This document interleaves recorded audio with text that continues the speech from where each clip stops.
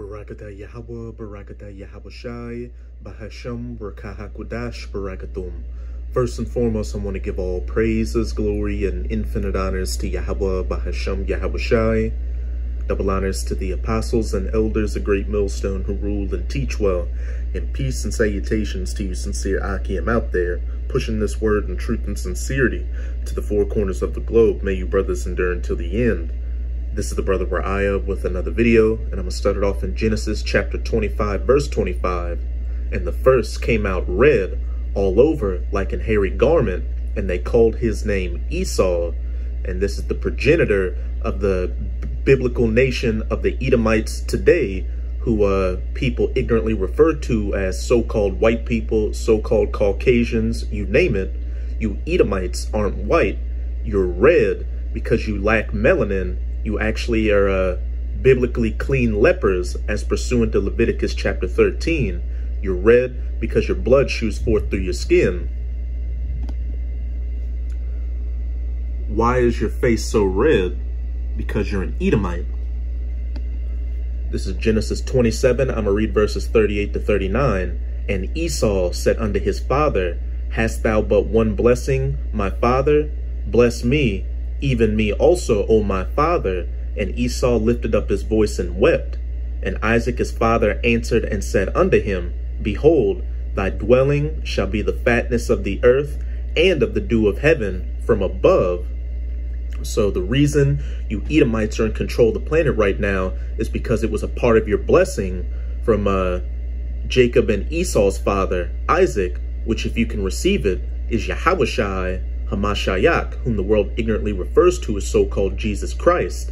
And how you Edomites got the fatness of the earth and the dew of heaven is through your other blessing. As it says in verse, let me get it, 40, and by thy sword shalt thou live, and shalt serve thy brother. And it shall come to pass, when thou shalt have the dominion, that thou shalt break his yoke from off thy neck, and your sword being your military might. Hey, beginning with literal swords and spears back during the Grecian and the Roman empires, and coming into its fulfillment with guns, beginning with muskets, cannons, going up to machine guns, rifles, then you've got airplanes, tanks, grenades, all the way up until today with the culmination of your blessing the sword, these nuclear-tipped ICBMs. And with that blessing of the sword, not only have you gained the fatness of the earth and the dew of heaven from above, but you've taken peace from the earth. This is Revelation chapter 6, verse 4. And there went out another horse that was red. And horses in the scriptures are symbolic for power. And we know who is red as pursuant to Genesis 25, verse 25, Esau. So that horse that was red is speaking of you Edomites, hey, really coming into your blessing, beginning with the Renaissance. And power was given to him that sat thereon to take peace from the earth, and that they should kill one another. And there was given unto him a great sword, and one of Esau's blessings, that sword, to take the fatness of the earth and the dew of heaven, and to also take peace from the earth. And I opened up this video with these verses to preface a video from Wyon's YouTube channel titled Gravitas Plus, How America Benefits from Wars. And as we'll see from this clip, it's just another example of that red horse taking peace from the earth, because it's going to show that America is the leading nation in arms sales all across the planet, selling its military hardware to these different countries, which leads to these people killing each other, and also using its foreign policy to foment conflicts in these different regions so they can gain access to that nation's resources, and hey, to also sell weapons to them. Hey, you Edomites can't escape that you're that red horse in Revelation 6, verse 4, that you're the biblical Edomites. Hey, the true men of the Lord, the prophets of the Most High, chiefly through GMS or Great Millstone, are out there on the highways and byways preaching this word, as well as putting up video epistles like this, breaking down these scriptures in 144% clarity, so there's no more escape. And hey, all this destruction and mayhem that you've caused on this planet, taking peace from the earth with that sword, is coming to an end.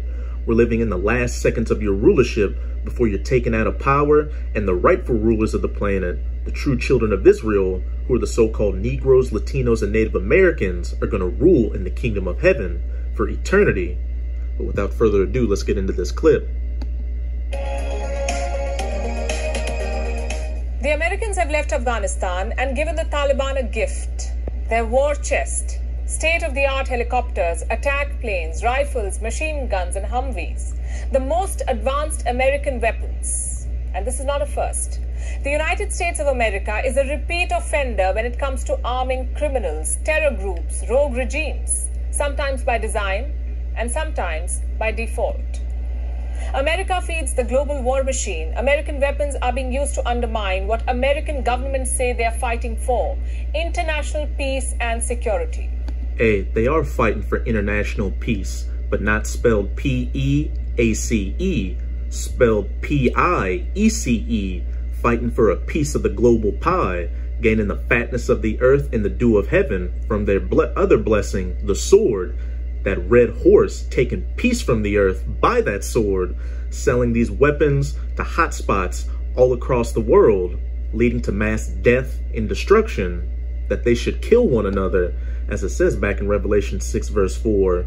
And there went out another horse that was red, and power was given to him that sat thereon to take peace from the earth, and that they should kill one another with Edomite-made weaponry. Hello and welcome to Gravitas Plus. I'm Palki Sharma Upadhyay. Weapons sale has always been integral to America's foreign policy. For decades, Washington has sold arms and ammunition to almost any country that wanted to buy them. In some cases, it has done so without even notifying the US Congress or the American public. This trend began in the 1970s, at the height of the Cold War between the US and the Soviet Union. The Nixon administration... Two Edomite nations going against each other during the Cold War. And that also goes back to Revelation 6 verse 4, and that they should kill one another. It's not just these Edomites selling their blessing, the sword, to these different heathen nations to fight with and kill each other with. But hey, these Edomites kill each other with their own, with their blessing, the sword. World War I, World War II specifically, then all these other conflicts throughout history that these Edomites have fought each other in. Started shipping weapons to counter Soviet expansion. The policy was called the Nixon Doctrine. The aim was to substitute American weapons for American boots, send weapons to allies instead of sending troops to their lands. This led to a tenfold expansion in arms sale. America shipped weapons to countries like Ethiopia, Laos, Cambodia, South Vietnam, and Iran. Yes, Iran. The United States sold billions of dollars in weapons to the Shah of Iran during the 1970s. The sales included everything from cargo planes to supersonic interceptors, phantom bombers, and surface-to-surface missiles. Iran bought a total of $15 billion of the most advanced US weapons. $15 billion, and we're talking about half a century ago. America did this in the hope of protecting its oil supply from Iran and to stave off Soviet influence in the Persian Gulf. It suffered an extreme blowback. In 1979, the Islamic Revolution took place. Iran went from being a monarchy to an Islamic republic, from an American ally to an adversary. The new regime took control of all these American weapons and used them against the US. Something similar happened in Panama. For most of the 20th century, Panama was an American ally, a recipient of billions in military assistance, and a major base for the American military. In 1989, General Manuel Noriega, a CIA asset for 20 years, came to power and threatened American interests. This prompted a US invasion, a clash that featured American troops facing American weapons. This is the flip side of indiscriminate arms sales. But Washington has not changed course. In the 1980s, the US sold weapons to Iraq to keep a check on Iran, only to end up confronting Iraq after its annexation of Kuwait. Guess which weapons the Iraqis used? Around the same time, America sold missiles and tanks to Somalia only to launch a military intervention in Somalia in 1992. In Afghanistan, the US armed the Mujahideen to help them fight Soviet troops. In 2001, it invaded Afghanistan to fight the Taliban, which was a product of America's support to Mujahideen and complicit in the Al-Qaeda's 9/11 attacks. Even after 9/11, America's approach did not change. In fact, the US went into an overdrive. It sold weapons to everyone and their grandmother in the name of bringing peace and stability. Look at the numbers. Since 2001, the United States has sold conventional weapons worth almost $200 billion to 167 countries around the world. Many of America's clients are autocratic, with long records of human rights violations, infamous for violently suppressing democratic dissent. There are simply too many red flags. Who are these shady clients? We'll give you the names in just a bit, but first look at this chart. It assesses the risk posed by America's customers, both current and former clients. The framework is based on the stability of the regime, how the government treats its people, and if the country is involved in conflicts at home or abroad. The score range is from 5 to 15. The US wants you to believe that it's bringing peace and democracy to the world. The truth may be the exact opposite. The low-risk countries have been sold the least weapons. As you can see here, the high-risk countries have got the maximum. Which are these countries? Iraq, Libya, Yemen, the Sudan, and the Democratic Republic of Congo, the most volatile countries on this planet. They're all in possession of American weapons. Then we have Saudi Arabia. That red horse given that great sword to take peace from the earth, that they should kill one another. Arabia, currently embroiled in military operations in Yemen, Tunisia, and Syria, a country with a track record of human rights violations and the opposite of a democracy. It's a prized American client. What does all of this tell you? That the US promotes conflicts rather than stability. It fuels wars with its weapons. And this policy remains irrespective of who's in power, Democrats or Republicans. For all his tall claims of getting the US out of global conflicts, Donald Trump signed arms deals at a record pace, generating hundreds of billions of dollars for American defense companies and contractors. I'll give you the numbers. In 2017, he cut a deal worth $110 billion to Saudi Arabia alone, along with 157 sales worth more than $84 billion to 42 other countries. He may have been against sending America to war, but he ensured the coffers of the American war machine do not dry up. Tremendous investments into the United States, and our military community is very happy, and we want to thank you and Saudi Arabia.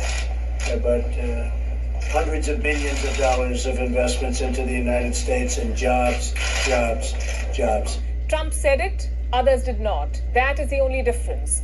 All US presidents create wealth from arms sales, from Richard Nixon to Nobel Peace Laureate Jimmy Carter, from Ronald Reagan to Bill Clinton, from George Bush to Barack Obama, and now Incriminator-in-Chief Joe Biden. All of them have made it clear in policy documents that economic benefits are the biggest consideration while approving defense sales.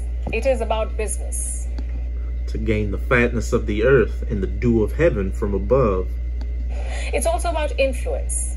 Arms sales bring strategic gains for the US. Let me explain this. Number one, they shift regional balance in favor of American interests. Number two, they help the US exert influence and leverage over countries that buy American arms. Number three, they give America access to overseas military bases to maintain shadow supremacy. And number four, they help in building pressure on client countries to vote with the US at the United Nations. This strategy has made the US the global hub of arms trade. The US accounts for 33% of the global arms trade. Russia has 23%, followed by China, France, and Germany. Hey, and it's not just these American Edomites using that blessing of the sword to take peace from the earth. As we see here, the Russian Edomites are doing it as well, the Edomites in France, and as the host just said, also the Edomites in Germany. You Edomites globally benefit from selling off your blessing, the sword, to these different nations, causing them to kill one another and take peace from the earth.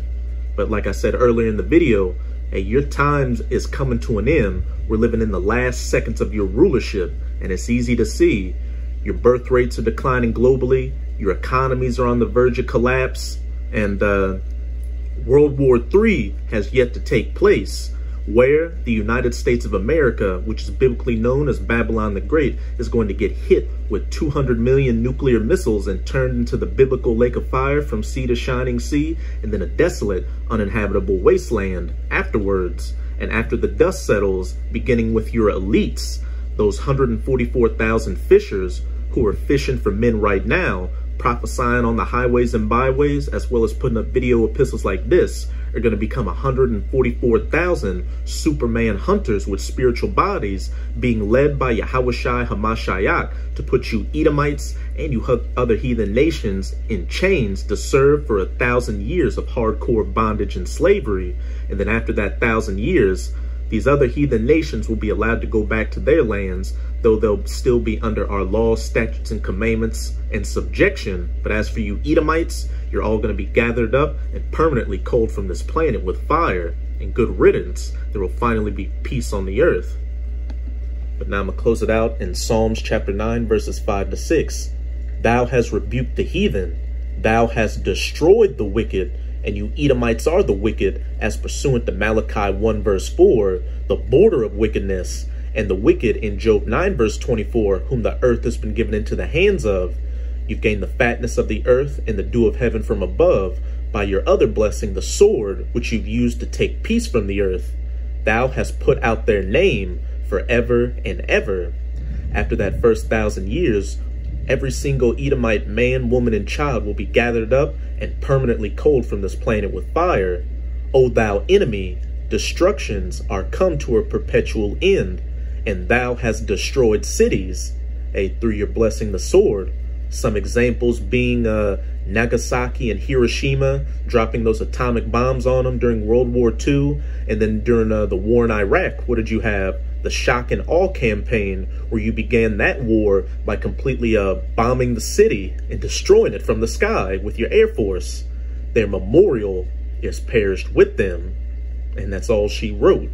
So that's it with this video. And with this video, I hope you sincere Akim were edified. Just keep strong and keep pushing this word. We're almost out of the spinal wicked captivity of the heathen nations, chiefly of the Edomites. And as always, I'm going to say Abad Babal, Kwam Yasharala, and until next time, Shalom.